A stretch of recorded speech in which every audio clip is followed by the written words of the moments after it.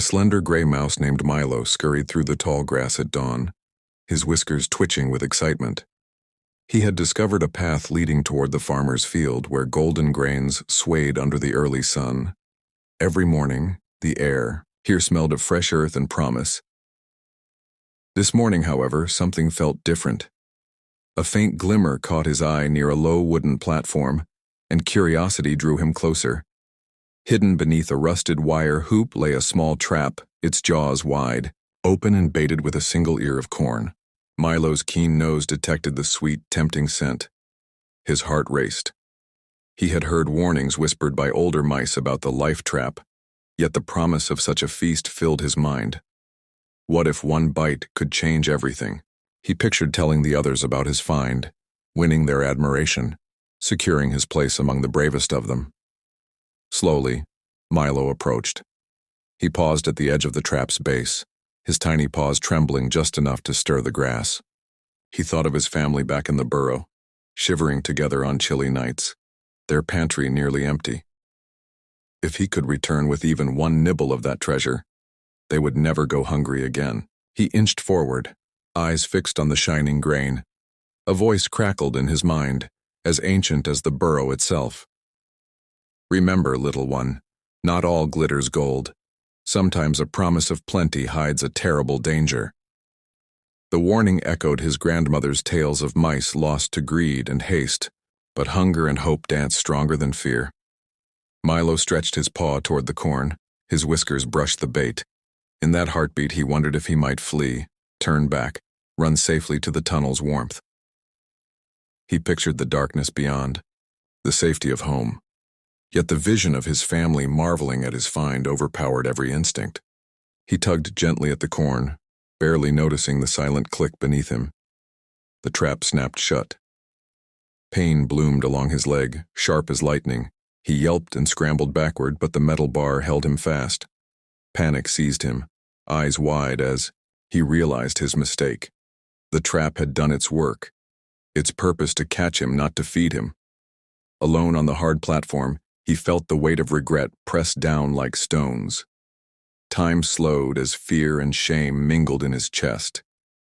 He thought of his grandmother's voice, of stories she told by lantern light about animals who learned humility through hardship. He faintly heard rustling nearby. The farmer's cat, silent and sleek, slinking toward him. Milo froze. The cat's gaze was cold, hungry, triumphant. Hope seemed lost. Then a soft rustling came from the grass behind the cat. A field mouse bundle of energy named Tilly burst into view, grabbed a thin stick, and waved it fiercely. The cat hissed, ears flattening, but the sudden threat made it pause. Tilly darted forward again, banging the stick on the platform, chasing the cat until it retreated. Once the danger passed, she turned to Milo, her eyes bright with concern. "Hold on," she said, though mice could speak only in whispers and gestures. She found a discarded nail at the edge of the wood, and, with careful precision, pried open the trap's jaws. Blood trickled, but her steady paws and gentle touch released him. Milo tumbled free, collapsing into the grass. Tears stung his eyes as Tilly cleaned his wound with a blade of grass. "Why did you take that bait?" she asked, voice soft but firm. Milo hung his head. He thought of his family's hungry faces, his own longing for recognition.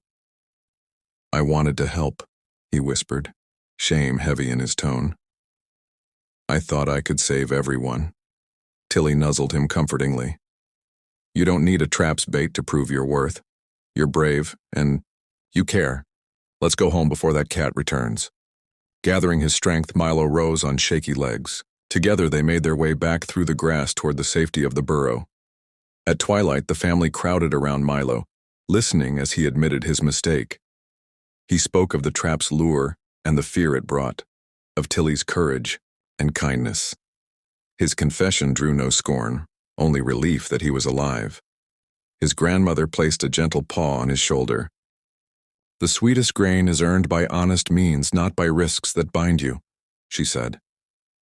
From that day on, Milo worked alongside the other mice, gathering seeds carefully, sharing what he had learned.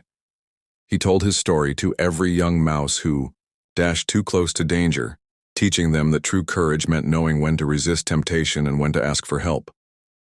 And when he saw Tilly, he offered her a piece of cheese or a friendly nod, grateful for a friend who had shown him that life's real treasures are found in wisdom and compassion, not in the traps set by our own desires.